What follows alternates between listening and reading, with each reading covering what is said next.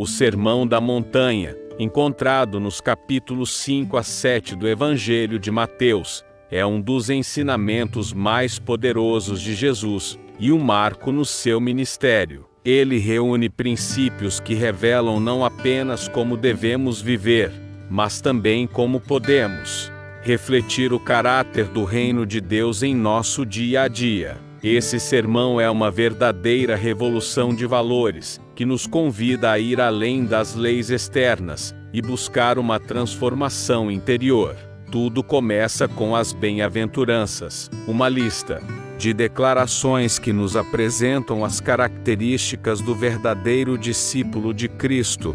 Jesus começa dizendo: bem-aventurados os pobres de espírito, porque deles é o reino dos céus. Mateus 5, 3. Essa pobreza de espírito não se refere a uma falta material, mas a uma atitude humilde diante de Deus, reconhecendo nossa total dependência dele. Ele nos chama a ser como crianças, simples, humildes e dispostas a aprender. Logo após, Jesus diz: bem-aventurados os que choram, porque serão consolados. Mateus 5, 4. Isso nos mostra que o sofrimento e as dificuldades não são sinais de abandono, mas momentos em que podemos experimentar a consolação divina. E ao falar sobre os mansos, os misericordiosos, os puros de coração e os pacificadores, ele nos mostra que essas virtudes são fundamentais para aqueles que seguem seus passos. Em um mundo que muitas vezes valoriza a força e a autoridade, Jesus exalta os que buscam a paz, a justiça e a verdade, revelando que essas são as qualidades do seu reino. O sermão também nos ensina sobre a lei de Deus e a justiça verdadeira. Jesus afirma que não veio para abolir a lei, mas para cumpri-la. Ele diz: porque vos digo que, se a vossa justiça não exceder a dos escribas e fariseus, de modo algum entrareis no reino dos céus. Mateus 5 e 20. Ele nos desafia a uma justiça que vai além das aparências externas, algo que se reflete nas intenções do coração. É nesse contexto que ele aprofunda os mandamentos, dizendo que não basta não matar, mas também não odiar. Não basta não adulterar, mas também não cobiçar. Ele revela que a verdadeira obediência à vontade de Deus não se dá apenas em palavras ou ações externas, mas em atitudes internas e sinceras. Outro ponto crucial desse sermão é o ensino sobre o amor aos inimigos. Jesus diz: amai-os, vós os inimigos, e orai pelos que vos perseguem. Mateus 5 e 44. Em um mundo marcado pela vingança e pela divisão, Jesus nos chama a um amor radical e incondicional, que reflete o amor de Deus por nós. Ele nos ensina a tratar os outros com a mesma graça e perdão com que ele nos trata, desafiando-nos a romper com os ciclos de ódio e rancor.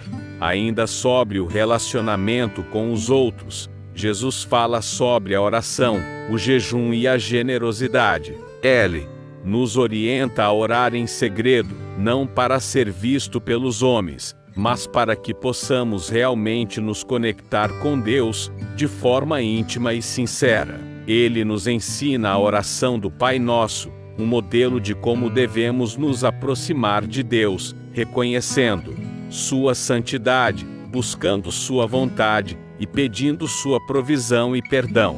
Quanto ao jejum e à generosidade, ele nos diz para não buscarmos reconhecimento humano, mas fazer nossas boas ações com um coração puro, buscando agradar a Deus e não aos outros. No capítulo 6, Jesus também fala sobre o tesouro no céu, dizendo: onde está o vosso tesouro, aí estará também o vosso coração. Mateus 6 e 21.